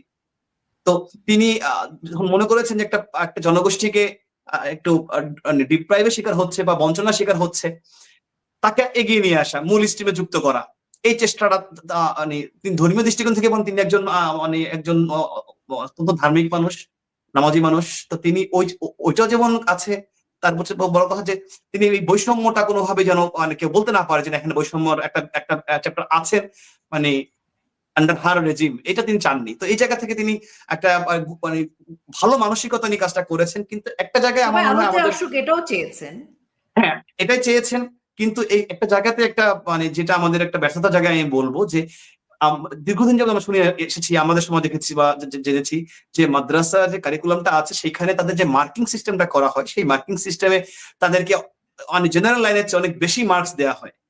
তারা তাদের শিক্ষক যারা মার্কিংটা করেন, সেই শিক্ষকদের মধ্যে এই প্রবণতাটা আছে, বেশি মার্ক দিয়ে তাদেরকে এগিয়ে দেয়া। এই জায়গাটা যদি আমাদের মাদ্রাসা শিক্ষা বোর্ড থেকে আরো বেশি মনিটরিংটা হতো, ক্রস এক্সামাইন করা হতো, যেন তিনি সঠিক প্রাপ্য তার যে মেধা অনুযায়ী প্রাপ্য মার্কটা তিনি পান, তাহলে কিন্তু পেলে কিন্তু তাহলে কিন্তু আসলে বিশ্ববিদ্যালয়ে ভর্তির ক্ষেত্রে তারা যে একটা, আমি বলবো একটা অনৈতিক সুবিধা তারা পেয়ে যায়, পেয়ে গিয়ে এখনো যাচ্ছে, আগে যাচ্ছে, কারণ তাদের মার্কিং এর কারণে। এই জায়গাটায় আমাদের কাজ করার সুযোগ ছিল। হ্যাঁ, সবার জন্য সমান সুযোগ রাখুক, কিন্তু কেউ একটা তার একটা সিস্টেমের কারণে বা তাদের একটা ধারণাগত ভাবে তারা অতিরিক্ত একটা মার্কস নিয়ে তারা যে বিশ্ববিদ্যালয় ভর্তি প্রক্রিয়া তারা এগিয়ে থাকছেন, এই জায়গাটা আমার মনে হয় যে মানে ঠিক করাটা উচিত ছিল। এটা করা হয়নি। আর আপনি আর যেটা বললেন ডাবল স্ট্যান্ডার্ডের কথা, এটা তো আসলে আমরা প্রতিনিয়তই দেখছি। আপনি একটা আমার রাফিয়া নামে একটা মেয়ের একটা বিষয় খুব ভাইরাল হলো। তিনি যে কথা বলছিলেন ওই যে ডাকসু সদস্য, আপনি দেখবেন সে মানে হিজাব পরে আছেন বা পরিপূর্ণ ইসলামিক একটা তারা বেশভূষায় আছেন, তার মুখের ভাষাটা কি, তার আচরণটা কি, কি বলছেন, কিভাবে অ্যাপ্রোচ করছেন, এবং কি মোটিভ নিয়ে সেখানে গিয়েছেন। এটা অবৈধভাবে মানে একটা মব হচ্ছে, সেই মবকে সাপোর্ট করার জন্য তিনি মবের পক্ষ হয়ে তিনি সেখানে গিয়ে এবং অ্যাগ্রেসিভনেস শো করছেন। সুতরাং তাদের যে মানে আচরণের সাথে তার বেশভূষা পোশাকের কোনো মিল নেই। আপনি দেখবেন যে একটা বড় অংশ, এই যে বিশেষ করে জামাত এবং শিবিরের একটা অংশ, এটা খুবই কমন, যে তারা অনলাইনে যেভাবে গালিগালাজ করেন, মানে তারা মানে কুৎসা রটান, প্রোপাগান্ডা ছড়ানো, মিথ্যা অপপ্রচার করেন। প্রোফাইলে গিয়ে দেখবেন তিনি মাথা টুপি আছে, দাঁড়িয়ে আছেন, তিনি পাঞ্জাবি পরা, তিনি লা ইলাহা ইল্লাল্লাহ মুহাম্মাদুর রাসূলুল্লাহ লিখে রেখেছেন, ইসলামিক বাণী লিখে রেখেছেন, কোরআন হাদিস কন্টিনিউয়াসলি শেয়ার করছেন, ওয়াজ শেয়ার করছেন। মানে তার প্রোফাইলের সাথে তার কমেন্ট কোনোভাবেই আপনার মানে মিলছে না, তার পোশাকের সাথে তার আচরণ মিলছে না। এটা একদম মানে একটা মহামারী আকার ধারণ করেছে। এটা নিয়ে এই তাকে যেটাকে বলা হয় বট বাহিনী, সেই বট বাহিনীর আক্রমণে শুধু আওয়ামী লীগ না, বিএনপি আক্রান্ত হচ্ছে, অন্যান্য দলও প্রায় সবাই, সাধারণ মানুষ আক্রান্ত হচ্ছে। তাদের মতের বাইরে গেলেই তাকে যেভাবে ধরা হয়। তো এই যে এইটা আপনি তার আচরণের সাথে ইসলামী মূল্যবোধের সাথে কিভাবে মিলাবেন? ইসলাম কাউকে গালি দেওয়া অ্যালাউ করে? ইসলাম কোথাও কোনোভাবে এটাকে ভ্যালিডেশন দেয় যে আপনি মত না মিললে তাকে আপনি স্ল্যাং ইউজ করবেন? নারীর প্রতি অবমাননাকর বক্তব্য কন্টিনিউয়াসলি আপনি দেখবেন তারা এই কাজগুলো করে আসছে। কিছুদিন আগে, মাস ছয়েক আগে একটা ছেলেকে ধরা হলো টিএসসি থেকে, সে নারীর বিভিন্ন শরীরের বিভিন্ন স্পষ্ট জায়গাগুলো ভিডিও করছেন। পরবর্তীতে তাকে তখন কোথাও তিনি শিবিরের সাথী হিসেবে তার পরিচয় পাওয়া গেল। এইরকম যে বিষয়গুলোকে আপনি এটা কিভাবে ব্যাখ্যা করবেন? সুতরাং এই ডাবল স্ট্যান্ডার্ড বা তার কর্মের সাথে, আচরণের সাথে তার পোশাক আশাক বা তার ধর্মীয় মূল্যবোধের যে চরম বৈসাদৃশ্য, এটা আমরা মানে দেখছি, অভ্যস্ত, এবং এটা মানে সবাই কম বেশি আক্রান্ত হচ্ছে, ভিকটিম হচ্ছে এই ঘটনার। অনেক ধন্যবাদ। আপনি খুব গুরুত্বপূর্ণ দুটো পয়েন্ট বলেছেন। একটা হচ্ছে যে এই যে যখন বঙ্গবন্ধু কন্যা সকলকে সমান সুযোগ দেওয়া বা এগিয়ে নিয়ে যাওয়ার জন্য, আলোতে আসার জন্য যে সুযোগটা করে দিয়েছে, সেখানেও কিন্তু পেছনে কেউ না কেউ রাজনৈতিকভাবে একটা কৌশল করেছে। কৌশল করে তাদেরকে ব্যবহার করার কারণে কিন্তু ওই যে নাম্বারিং এর যে বিষয়গুলো আসলে এখন পুরো সময়টাতে যে বিষয়টাকে আপনি যেভাবে ব্যাখ্যা করলেন, এটা অত্যন্ত আমার কাছে মনে হয় যে পরবর্তী পর্যায়ের জন্য এটা খুব গুরুত্বপূর্ণ একটা পয়েন্ট। আর এই যে বট বাহিনীর কথা বললেন, তো আসলে তারা তো ইসলামকেই ব্যবহার করছে ইসলামের বিরুদ্ধে। ধরেন আমি একজন মুসলমান, আপনি একজন মুসলমান, কিন্তু সেই বট বাহিনী যখন কুৎসিত কথা বলছে, তাহলে সে একজন মুসলমানকে আর ইসলাম দিয়ে কিন্তু আক্রান্ত করছে, ইসলামের নামে আক্রান্ত করছে, এই ইসলামকেও তারা আসলে ধ্বংস করছে। এই যে আজকে বাংলাদেশে আমরাও যেমন আক্রান্ত, ইসলামও আক্রান্ত, জামাত ইসলামের। ডেফিনেটলি ইসলামকে তাদের কাছ থেকে রক্ষা করাটা হচ্ছে সবচেয়ে বেশি জরুরি বলে আমি মনে করি। কারণ আপনি দেখবেন যে মানে মুহাম্মদ সাল্লাল্লাহু আলাইহি ওয়াসাল্লাম কি করেছেন, তার সাহাবাগণ কি করেছেন, তারা তাদের চারিত্রিক বৈশিষ্ট্য, তাদের কর্ম, তাদের পথে তিনি একজন বুড়ি কাটা বিছিয়ে রেখেছেন, কাটা সরাচ্ছেন, যখন কাটা দেখলেন না, তিনি মনে করলেন আজকে কেন কাটা নেই, দেখি কি হয়েছে, কারণটা কি, কাটা মাথাঘাত, গিয়ে দেখলেন সেই বুড়ি অসুস্থ, তখন তিনি তার সেবা শুশ্রূষা করলেন এবং তাকে সুস্থ করলেন। তখন ওই বুড়িটার মনে কি মনে হলো যে আমি তাকে কাটা দিয়েছি, কষ্ট দিয়েছি, সেই মানুষটা আমাকে দেখতে আসছেন, সেবা শুশ্রূষা করছেন। এই যে আচরণে মুগ্ধ হয়ে তখন তিনি, তাহলে এই মানুষটা যা বলছেন সেই জিনিসটা সত্য, সেই জিনিসটা সঠিক, সেই বার্তাটা সঠিক, তাহলে আমাকে ইসলাম গ্রহণ করতে হবে, ইসলাম সঠিক কথা বলে। এইভাবে পাথর মেরেছেন, তিনি দোয়া করছেন তায়েফে, তিনি দোয়া করছেন যে আল্লাহ তাদেরকে মানে কষ্ট দিও না, তাদেরকে সুবুদ্ধি দাও, তাদেরকে সুপথে পরিচালিত করো। এই যে তার কর্ম দেখে রক্তাক্ত হয়েও তিনি বলছেন। এখন এইটাকে ইন্সপিরেশন হিসেবে না নিয়ে তারা বলছেন, মুখে বলছেন আল্লাহ রাসূলের কথা, কিন্তু তাদের জীবন মানে মুহাম্মদ সাল্লাল্লাহু জীবনী বা সেই সাহাবাদের জীবনীগুলো দেখে তারা কিন্তু সেই শিক্ষাটা নিচ্ছে না, বাস্তব জীবন তারা প্রয়োগ করছেন না। তারা তাদের মতের একটু বাইরে গেলেই তারা নীতির মতো করে কোরআন হাদিসকে ব্যাখ্যা করছেন, নানাদের মতো করে বানাচ্ছেন, তারাই ধর্ম অবমাননা করছেন কন্টিনিউয়াসলি। তারা ব্যক্তিগত রাজনৈতিক স্বার্থে ধর্মকে ব্যবহার করছেন। আওয়ামী লীগের নেতারা নেই, তাদের স্ত্রী কন্যারা গনিমতের মাল। এই তো এরকম মানে অনেক ধরনের কথা তারা নিয়ে আসছে। মানে কবরে প্রথম প্রশ্ন করা হবে তুমি কেমন নেতা নির্বাচন করেছো। অর্থাৎ আমাদের মানে নতুন প্রজন্মকে, বিশেষ করে বা একটু যারা গ্রামের সহজ সাধারণ মানুষ আছেন, তাদের কাছে ভোট দিতে যান, কোরআন শরীফ নিয়ে যাচ্ছেন, কোরআনের শপথ করাচ্ছেন জোর করে, যে কোরআন শরীফ, তারা মসজিদকে তাদের ভোট চাওয়ার জন্য তাদের রাজনৈতিক কাজে ব্যবহার করছেন। অর্থাৎ যত ইসলামকে বিতর্কিত করা একজন মানে মডারেট মুসলিমের কাছে বা একজন ভিন্ন ধর্ম মানুষের কাছে ইসলাম নিয়ে আরো ইসলাম ফোবিয়া সৃষ্টির যে একটা চেষ্টা, সেটা তারাই বেশি করছেন। যে এই লোকটা এরকম, তাহলে তো এর ধর্ম কেমন, মানে এই যে বিষয়টা, এটা তো আরো বেশি ক্ষতিকারক হচ্ছে আমাদের জন্য। তিনি যদি তার কর্মের মাধ্যমে, ধরেন আপনি সাপোজ একটা এক্সাম্পল দিয়ে আমি বুঝাই, ধরেন বাউল যে আবুল হোসেন, তিনি একটা গর্হিত খারাপ কাজ কথা বলেছেন, এটা আমিও মুসলিম হিসেবে মেনে নিতে পারিনি, যে ল্যাঙ্গুয়েজ তিনি বলেছেন। কিন্তু যদি এখন আমাদের যারা এই যে মৌলবী মাওলানা আছেন, যারা ইসলামিক যারা বক্তারা আছেন, তারা যদি ঠিক কোন জায়গাটায় তিনি ভুল করেছেন কোরআন হাদিসের আলোকে সেটা তাকে ডেকে নিয়ে লাইভে এনে তাকে সুন্দরভাবে বুঝিয়ে ব্যাখ্যাটা করতেন, ব্যাখ্যাটা বলতেন যে আপনি যেটা বলেছেন সেটা ভুল, সেটা এমন না, বিষয়টা এমন, তিনি এই কারণে এটা সঠিক না, তাহলে কিন্তু কি হতো, সমগ্র মানুষ যাতে দেখতেন যে এই বাউলটা ভুল বলেছেন, কোন হাদিসের মানে আলোক এটা ব্যাখ্যা করা হয়েছে, তিনিও তার ভুলটা উপলব্ধি করতে পারতেন, তাই না? তো এই যে সঠিক যে প্রক্রিয়াটা, যে প্রক্রিয়ায় ইসলাম গ্রহণ করবে, সেই প্রক্রিয়াটাই কিন্তু তারা হাঁটছে না। তারা উগ্রবাদকে নিয়ে আসছে, তারা প্রতিক্রিয়াশীল হয়ে তারা জ্বালাও পোড়াও করছেন, কবর থেকে লাশ তুলে তারা পুড়িয়ে দিচ্ছেন।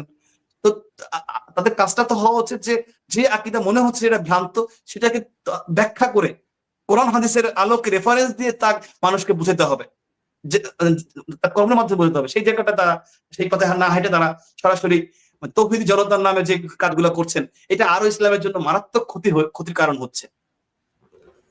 তারা এই বাংলাদেশটাকে সাম্প্রদায়িক উগ্র গোষ্ঠীর দিকে নিয়ে যাওয়া, এবং আমরা দেখছি যে মানে প্রথম দিকে বাংলাদেশ আওয়ামী লীগের পক্ষ থেকে বা মুক্তিযুদ্ধের সপক্ষের সকলে কিন্তু জনগণকে বোঝানোর জন্য বলছিল যে এখানে কিন্তু জঙ্গি হামলা হচ্ছে, সন্ত্রাসী হামলা হচ্ছে, উগ্র গোষ্ঠীর উত্থান ঘটছে। তখন কিন্তু বলা হয়েছিল যেটা একদমই সম্পূর্ণ বাংলাদেশ আওয়ামী লীগের নিজস্ব ন্যারেটিভ, বাংলাদেশ আওয়ামী লীগ বেশি বেশি বলছে। কিন্তু আজকে একেবারেই প্রমাণিত যে বাংলাদেশের শিক্ষা, সংস্কৃতি, অর্থনীতি, সামাজিকতা সবকিছু আসলে আজকে ধ্বংসপ্রাপ্ত। আজকে কোনো কিছু ধ্বংসের দিকে যাচ্ছে এটাও না, ধ্বংস হয়ে গেছে। এবং চিটং বন্দর দিয়ে দেওয়া মানবিক করিডোর সহ বাংলাদেশকে যে জায়গাটা আজকে দাঁড় করানো হয়েছে, সেখানে সারা পৃথিবীর কাছে কিন্তু বাংলাদেশ একটা কালো তালিকাভুক্ত দেশ হিসেবে, জঙ্গি দেশ হিসেবে পরিচিতি লাভ করেছে ইউনুসের কারণে। তো আজকে এই বাংলাদেশকে রক্ষা করবার জন্য আমি এই জায়গায় একটু তুমি অ্যাডও করতে পারেন। আর একটু আমি একটু শেষও করে দেই যে আমাদের করণীয় কি রাজনৈতিক নেতা হিসেবে এবং সাধারণ মানুষ হিসেবে, আমাদের দায়িত্বটা কি এখন? জি ধন্যবাদ আপা। এখানে অনেক দুঃখ কষ্টের মাঝেও মানে মনে হয় মাঝে মাঝে আওয়ামী লীগের প্রতি যে চূড়ান্ত রকমের অপপ্রচার গুলো করা হতো, যে ন্যারেটিভ গুলোকে এস্টাবলিশ করার চেষ্টা করা হয়েছে বিগত সময়গুলোতে, সেটা ডিবাঙ্ক করার জন্য হলেও হচ্ছে এরকম একটা পরিস্থিতি দরকার ছিল। কারণ তখন আমরা বলেছি, মানুষ বিশ্বাস করেনি, অনেক মানুষ মনে করেছে না এটা তো আসলে একটা রাজনীতি করছে, পলিটিক্স করছে, এখানে রাজনৈতিক সুবিধা নিচ্ছে, তার মতো করে একটা ন্যারেটিভ দাঁড় করিয়েছে। কিন্তু এটা যে সত্য, আর মুক্তিযুদ্ধের পক্ষে বলেন বা এই যে আপনার আমাদের ধর্মনিরপেক্ষ বাংলাদেশের যে মূল্যবোধটাকে ধারণ বলেন, এইটার পাহারাদার, এইটার মূল মানে ভ্যানগার্ড হচ্ছে আওয়ামী লীগ। এইটা কিন্তু আওয়ামী লীগের অবর্তমানে অনেক বেশি প্রাসঙ্গিক হয়ে প্রমাণ হয়ে যাচ্ছে, প্রতিটা মুহূর্তে প্রতিটা কর্মকাণ্ডে প্রমাণ হয়ে যাচ্ছে। 5ই আগস্ট প্রথম কি হলো, একদম চিহ্নিত যারা জঙ্গি নেতা, যাদের মানে একেবারে সরাসরি মানে তথ্যভিত্তিক অভিযোগ রয়েছেন, অপরাধ প্রমাণিত হয়েছে, তাদেরকে ছেড়ে দেওয়া হলো। রহমানের মতো জঙ্গি নেতাকে ছেড়ে দেওয়া হলো। আপনার প্রত্যেকটা সেক্টরে গিয়ে আপনি বিশেষ করে দেখেন আমাদের পাসপোর্টটার মানটাকে কোথায় গিয়েছে। আমাদের যুক্তরাজ্যের মধ্যে আমাদের কৃত্রিম বন্ধু, তারা তাদের বিশ্ববিদ্যালয়গুলোতে বাঙালি শিক্ষার্থী ভর্তি বন্ধ করে দিচ্ছে। যেখানে আমাদেরকে ভিসা লাগতো সেখানে এখন ভিসা লাগছে, এখান থেকে ভিসা দিলেও পেলেও সেখান থেকে তাদেরকে ফিরিয়ে দেওয়া হচ্ছে। এই কাজগুলো কেন হচ্ছে? কারণ তারা মনে করছে যে বাংলাদেশ একটি অনিরাপদ, অস্থিতিশীল রাষ্ট্রে, বিপজ্জনক রাষ্ট্রে পরিণত হয়েছে। বাংলাদেশ নিয়ে ইভেন যে এই যে যুক্তরাষ্ট্র তারা পর্যন্ত তার নাগরিকদেরকে সতর্ক করছেন বারংবার যে বাংলাদেশ এই মুহূর্তে নিরাপদ নয়। এটা বোঝানোর মূল কারণ হচ্ছে যে তারা নিজেও জানে না যে কখন কোথায় আবার সেই বিশেষ করে পাকিস্তানের যে রাজনৈতিক অস্থিরতা, যেখানে আপনার বোমা হামলা, জঙ্গিদের যে অভয়ারণ্য, সেই দিকে বাংলাদেশকে পরিচালিত করা। পাকিস্তান যেমন লেজ কেটেছে, সেই লেজ কাটা শিয়াল যেমন চায় অন্যরা লেজ কাটুক, সেই পাকিস্তান কিন্তু চাচ্ছে সব দিক থেকে এগিয়ে যাওয়া, তারা ঈর্ষায় জ্বলে পুড়ে যায় পাকিস্তান, তারা চায় বাংলাদেশকে আবার কিভাবে নামিয়ে দেওয়া যায়, বাংলাদেশকে কিভাবে অস্থিতিশীল করে জঙ্গি রাষ্ট্রে পরিণত করে। এটা আমরা প্রমাণ তো পেয়েছি। আপনার লস্করে তৈয়বার নেতারা তারা বলেছেন যে এই জুলাই যে মাসাকার হয়েছে সেখানে তাদের ভূমিকা ছিল, তারা সেখানে অস্ত্র ম্যান পাওয়ার দিয়েছে, তারা বুঝাতে চেয়েছে ভারতকে শিক্ষা দেওয়ার জন্য আমরা এটা করেছি, এইরকম তারা স্মৃতি দেখিয়ে তারা বক্তব্য দিয়েছে। সুতরাং এই যে জঙ্গিবাদের যে চর্চা হচ্ছে সেটা তো ইভেন আপনার মানে যে যারা জঙ্গিবাদকে যারা প্রমোট করে সেই মানুষগুলোকে কিন্তু বাংলার সামনে নিয়ে আসা হচ্ছে, তাদেরকে ফ্যাসিলিটেট করা হচ্ছে, ক্ষমতায়ন করা হচ্ছে। এই জায়গা থেকে আমরা মনে করি যে যারা সত্যি শান্তিপ্রিয় সাধারণ মানুষ, যারা সচেতন নাগরিক, তারা এই পার্থক্যটা আওয়ামী লীগের সময়ের শাসনকালটা আর বর্তমান সময়ের শাসনকালটা তারা খুব ভালোভাবে বুঝতে পারছে। তো আপনি দেখেন এখন তারা বলছে যে তারা মানে বাক স্বাধীনতা ফিরে পেয়েছে বা তাদের মানে ইসলামকে তারা রক্ষা করছে, অথচ এই সময়ে সবচেয়ে বেশি ধর্ষণ হচ্ছে, সবচেয়ে বেশি হত্যা হচ্ছে, গুম হচ্ছে, সবচেয়ে মানে বাজেভাবে আইন শৃঙ্খলা অবনতি হয়েছে। সুতরাং তাদের এই থিওরিতে ফেইল করছে। তারা যেসব কথা বলেছে প্রত্যেকটা কথার অপোজিটটা কিন্তু মানুষ দেখতে পাচ্ছে। সুতরাং এটা আমি বলবো যে অনাগত আগামীতে মানুষ এটাকে আর গ্রহণ করবে না। তাদের এই বয়ানকে তারা এস্টাবলিশ করতে পারেনি, চরমভাবে ব্যর্থ হয়েছে, মুখ থুবড়ে পড়েছে। এবং এটা আমাদের করণীয় যেটা আছে যে আমাদের এই সত্যটাকে মানে সুন্দরভাবে প্রকাশ করা, আরো বেশি মানুষের কর্ণকুহরে প্রবেশ করানো, তাদেরকে চোখে আঙুল দেখিয়ে তারা দেখছে আরো ভালোভাবে দেখিয়ে দেয়া, মানে তুলনামূলক পার্থক্যটা। এবং সবচেয়ে বড় কথা, নতুন প্রজন্মের কথা চিন্তা করেন যে তাদের বয়স 10 থেকে 12 ছিল, বুঝতে পারতাম, বা 13-14, তখন থেকে তারা আজকে যে 25 থেকে 30 হয়েছে,